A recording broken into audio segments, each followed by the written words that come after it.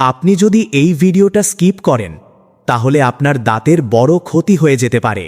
কারণ আজ যে জিনিসটা দেখাবো এটা জানলে অনেকেই আর ডেন্টিস্টের নামই নিবে না। মাত্র একটা কলা, হ্যাঁ ঠিকই শুনেছেন, কলা। কিন্তু সাবধান, কলার ভেতরের অংশ নয়, আসল ম্যাজিকটা লুকিয়ে আছে কলার খোসায়। একটা পাকা কলা নিন, খোসা ছাড়ান, তারপর ভেতরের যে সাদা প্রলেপটা থাকে ওটাই আপনার দাঁতের জন্য গোপন অস্ত্র। চামচ দিয়ে ঘষে ঘষে 1 চামচ পরিমাণ তুলে নিন। এই জিনিসটাই দাঁতের হলুদ ভাবের উপর সরাসরি আঘাত করে। এবার নিন লেবু, পাতলা করে 1 টুকরো কেটে এই মিশ্রণের উপর চেপে চেপে রস দিন। এরপর যোগ হবে বেকিং সোডা, মানে খাবার সোডা।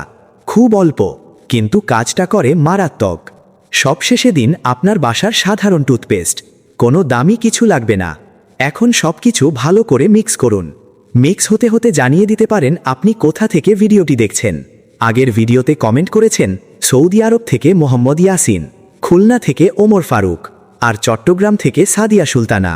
আপনারা যারা কমেন্ট করেছেন আপনাদের ধন্যবাদ। দেখুন, এইটাই আপনার ঘরোয়া টুথ হোয়াইটেনার। এই পেস্ট দিয়ে দাঁত ব্রাশ করুন।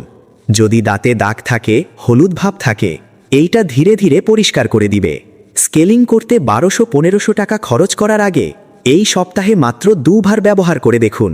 তারপর কমেন্টে এসে নিজের রেজাল্ট জানাতে ভুলবেন না। ভিডিওটা কাজে এলে শেয়ার দিন, আর ভিডিওটি ভালো লাগলে লাভ রিয়্যাক্ট দিন। এরকম ঘরোয়া টিপস পেতে মিরাজ তালুকদার ফেসবুক পেজটা এখনই ফলো করে রাখুন।